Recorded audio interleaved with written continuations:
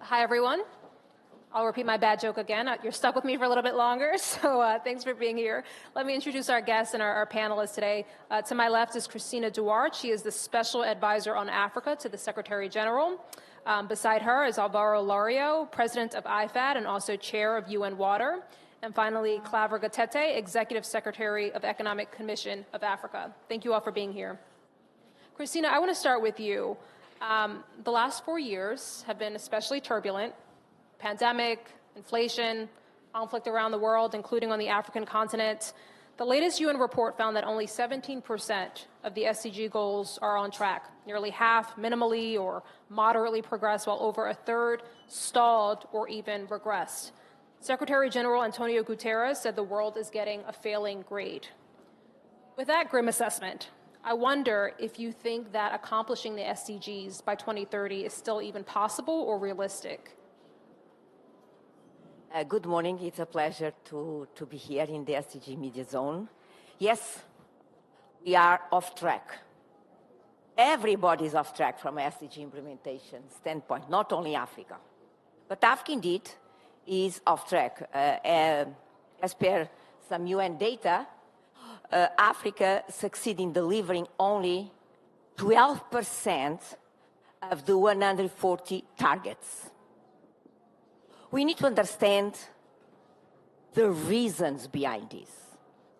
When I say the reasons, allow me to say the root causes of this, not the cosmetic ones. Because if we may be captured by a short-term mindset, we move just to identify the cosmetic reasons, we'll be missing the picture. And from an SDG implementation standpoint, there is one piece missing in the equation, but missing in a quite profound way, means of implementation. This is the root cause. So, basically, in the case of Africa, the financing for development model is over, is broken. We need to shift the paradigm of financing for development in Africa. Allow me to provide you two figures, if you allow, very quickly. So far, Africa has undertaken more than 320 debt restructuring process. More than 320 debt restructuring process. Have we solved the problem? No. And I would like just to provide you an example what happened in 22 from a financing standpoint. In 22, an African country, or a set of African countries, issued 140 billion in euro bonds. In that same year, let's say the interest rates average increased 600 basis points. And in some cases, 1,800 basis points. I used to say, a Minister of Finance goes to bed on Wednesday, sleeps, and when this Minister of Finance wakes up, he goes to the office and he found an additional bill in terms of debt service as 8.4 billion annually. So something is wrong, with all my due respect. The debt management frameworks are broken. And I do believe that from a means of implementation standpoint, to address the SDG root causes in terms of not implementing them, I do believe that we need to stop, reset, and restart. Otherwise, we'll be just repeating business as usual. And allow me to ask to everybody, what are the root causes from an African standpoint? Africa does not control its economic flows. Africa does not control its financial flows. As I said a couple of days in the Columbia University, and I believe I repeat in another events around the Summit of the Future, Africa loses $500 billion a year. That same Africa begs for ODA, debt suspensions, and debt reliefs, because Africa does not control its own economic flows. So we need to understand that when addressing or tackling the means of implementation, to put again SDG implementation in the right track, we need to understand from an African standpoint that domestic resource mobilization should be put in the driver's seat. Should be put in the driver's seat. Can you acknowledge that before begging for money, we need to stop losing money? And this is a very simple acknowledgement. It's not complicated. So domestic resource mobilization is the key to understand and to shift the paradigm of financing for development in Africa. I'm not saying that domestic resource mobilization will finance everything, every financing needs in Africa. No. This is an accounting approach. This is an arithmetic approach. But by building strong DRM systems, African countries will increase their policy space. When they increase their policy space, African countries will be put in a position to decide how to finance its own deficits, how to reshape the risk profile of Africa, and consequently, tapping international capital markets in a much better position, avoiding the 140 billion euro bond that put the Minister of Finance at 8 a.m. in the morning with an additional bill of $8.4 billion in terms of debt service. So something very deep needs to be fixed. Thank you very much. Yeah, Alvaro, just sort of pivoting a bit, there are more people now in extreme poverty globally than there were before the pandemic. Is there something that is being misunderstood about that? And as Cristina points out, understanding, comprehension is really at the heart of really trying to get to any solution, whether we're talking about debt refinancing or lifting people out of poverty. What don't people understand about solving that issue? What are people getting wrong? Well, thank you very much. I'm very happy to be here with two African leaders, actually. I'm very proud also about the work that IFAD does, as you mentioned, with small-scale farmers and targeted local investment. So your question is very interesting, and following on what Cristina was mentioning, actually many times we believe that ODA or multinationals are going to solve the issues related to food systems or to hunger and to poverty. But the reality, if you look at the flows, is that the biggest flows in a country related to food systems, how food is being produced, distributed, stored, relate to local private sector. And this is a big part of the solution, and that's very important to understand. If you also believe about official development assistance, we're talking every year around 200 billion, out of which 5% goes to agriculture, around 9%, according to OECD, to hunger and poverty schemes. We believe it's much more, but it's not real. So the reality is that a lot of it starts also with trying to promote policies that also enable local private actors to also thrive. That's the first thing. And I think official development assistance or institutions like ourselves have to catalyze in terms of policies, de-risking, blending, and that's very important. If you think about the overall figures, then as I said, official development assistance can be 200 billion, but foreign direct inflows is 600 billion. If you talk about remittances, it's 600, 700 billion every year. So there's a lot of money out there. Food subsidies are around 600 billion.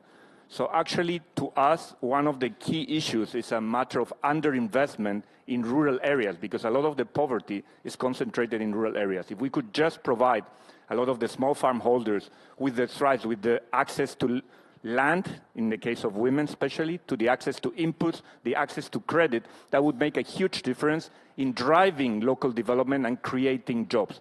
And let me finalize with another figure. In 2015, food imports in Africa were 35 billion.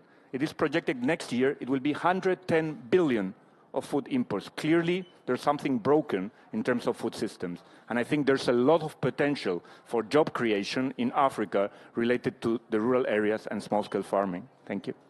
Yeah, it's interesting. Dr. Tedros said a bit earlier, it's not a question of if the money exists, and this was a different conversation, but it's just a matter of where the money is going, prioritizing the money that is there.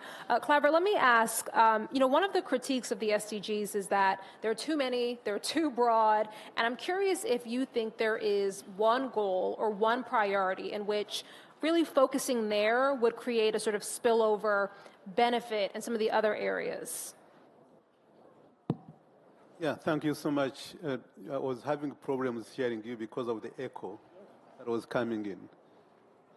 But we had a conference of ministers of finance and governors of the central bank earlier this year. And one of the key issues is really the current financial architecture that does not solve the problems of African countries. So the issue of finance, debt, climate is very critical, more than you think. On one hand, you are highly indebted. Imagine you have 1.1 trillion in terms of debt.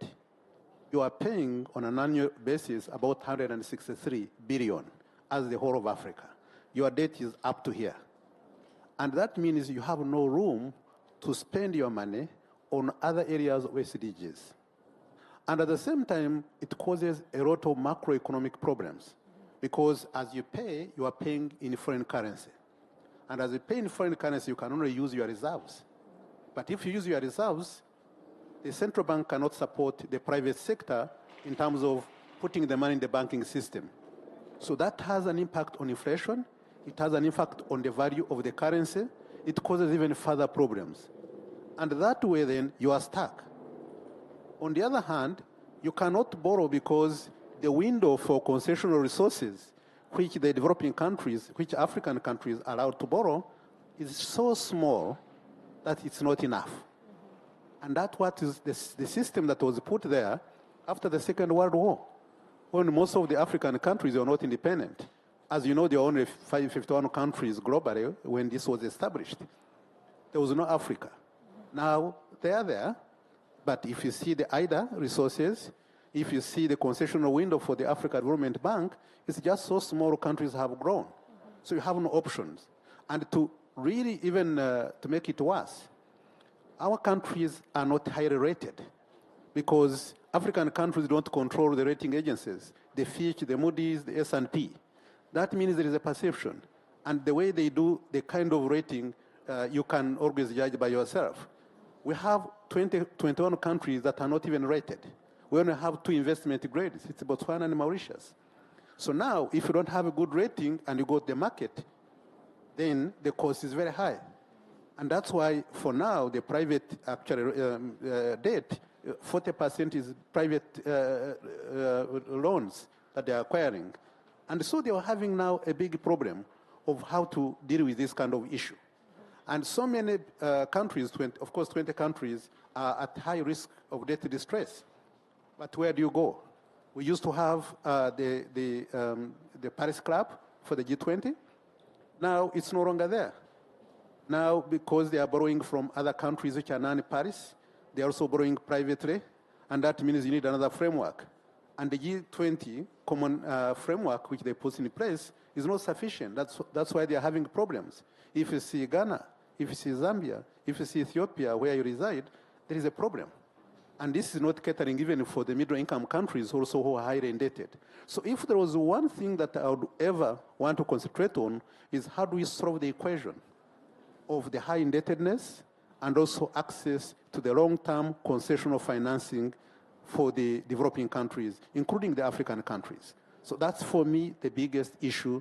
If we don't solve it, then we just remain into problems after problems.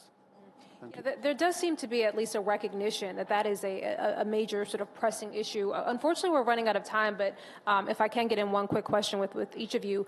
Cristina, I wonder what you think the impact of that type of indebtedness is. You think about it even on a personal level. If you are up to your eyeballs in credit card debt, it's a little hard to make the right decisions, not even just right now, but moving forward. Talk to me about what you think the impacts of that might be or your concerns. Your question give me an opportunity, allow me to challenge the global narrative on Africa's debt. We need to challenge it.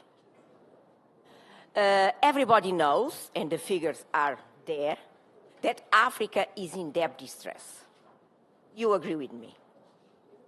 What maybe we might not agree are the reasons that try to explain this debt distress.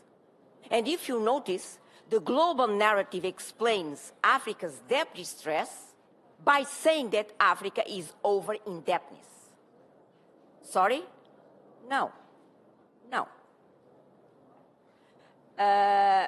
If we compare, and I don't have time to provide the numbers here, but they are in OSA's knowledge products, Africa is not in an over-indebted situation. This is not the reason that explains the debt distress. And goes back what I said at the beginning. The reason how come Africa can be in debt distress at the same time losing $500 billion a year? Can we connect the dots? We need to connect. So again, we go back and we need to understand African policymakers, UN system, African partners.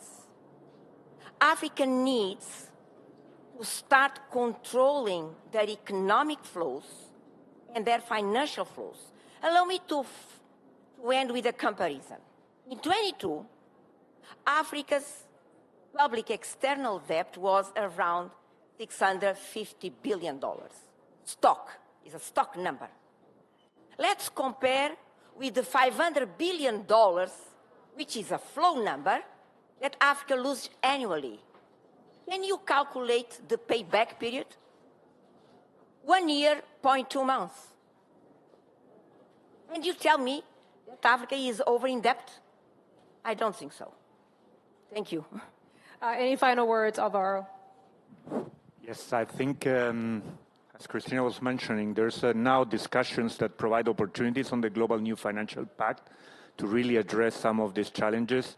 The figures are there, and the route, I think Cristina was hinting to it, but the reality of the figures is that you have 25 governments who are spending more on debt servicing than on health. That in Ethiopia, which was mentioning, you spend $8 per capita on health, and you invest $26 per capita on debt servicing. So that provides you a little bit of the reality, and that's clearly unfair on the potential expenditure. It lacks also future investment opportunities given the situation. So there's a clear need to revisit the common debt framework. There's a clear need for some debt relief or debt restructuring to a minimum. And that would enable also to unleash all of the potential growth. And let me finalize with some, I would say, positive side of the coin. With the implementation of the Africa Free Continental Trade in agriculture, there's an expectation by 2030 that this will generate up to $1 trillion of agribusinesses. So the potential is there. Imagine the 110 billion of food imports I was mentioning before. If you translate that into jobs in Africa, imagine what would that mean. So the opportunity is there, but clearly there needs to be some kickstart, and part of it is a conversation on that. Claver, let me let you have the last word. And I just wanted to circle back to something you said just about the credit worthiness and what it sounded like you were hinting at is maybe some unfairness about some of how these African nations are viewed in terms of credit worthiness, especially when you look at some comparisons around the world. What can be done? Let me just, before I answer your question, just make one thing. There is a current situation the way it is in terms of the high indebtedness. And also, we are saying the problem is not necessarily external. It can be internal, especially in terms of governance, in terms of the management. But if you combine the current situation with the fact that the money coming from inside the country, the revenue tax to GDP ratio, which is 15.8%, it is too low by any standards. And at the same time, there's some inefficiencies which are there, and that's why you are focusing on domestic resource mobilization.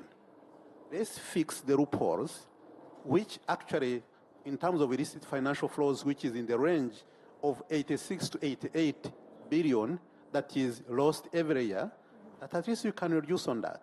And let's address the issues of governance, and then increase the tax to GDP ratio. That's a process. And at the same time, let's focus on the resources for the private sector. For investment, there is government, there is also private sector. The private sector will need a capital market. It will need stock exchange. Let's build the stock exchange. Let's build the capital markets. That is going to help, but it's going to take time. But right now, they need a relief of the high indebtedness. You can't wish it away. It is there. And the longer you take, the more it consumes most of the resources that you pay, which is very, very important. And now coming to the credit rating. Now, they don't have presence on the ground. You know, I was telling the other team last time, whenever IMF teams come, because countries expect money, they pay attention and all that. So, but when the credit ratings come, in most cases, except some of the countries which are on the investment grade, the others, they don't give it much weight. And then, because also the rating agencies don't have the presence in the country, you find their knowledge and understanding of the domestic dynamics is very complicated. And when you see a rating, you find it is almost a replica of the previous one and the previous one, because they rate so many things, including the effectiveness of the institutions and also the political system, the political risk, and other things. And then in most cases, they don't get it right. And if they don't get it right, there's no regulation, there's no regulator who is going to ask them, who is going to hold them responsible. And that's why there are some complications that needs to be fixed. That's why they are having the African rating agents, as you have one in Japan, you have one in China, and then the one in Africa, we are working with them to see how to give the capacity on the African countries so that they can be better prepared. So that when the team comes, at least they are better prepared to make sure that they understand that it's not just getting money, but also they need to be prepared in terms of getting a good rating. And this helps them in terms of getting, of course, a good rate. Yeah, I think it speaks to what many of you have been saying today, which is some of these external problems could be solved looking inward. We'll leave it here. Thank you so much. I thought this was a really interesting conversation. Cristina Duarte, Claver Gatete, and Alvaro Lario. Thank you all. Thank you for the opportunity.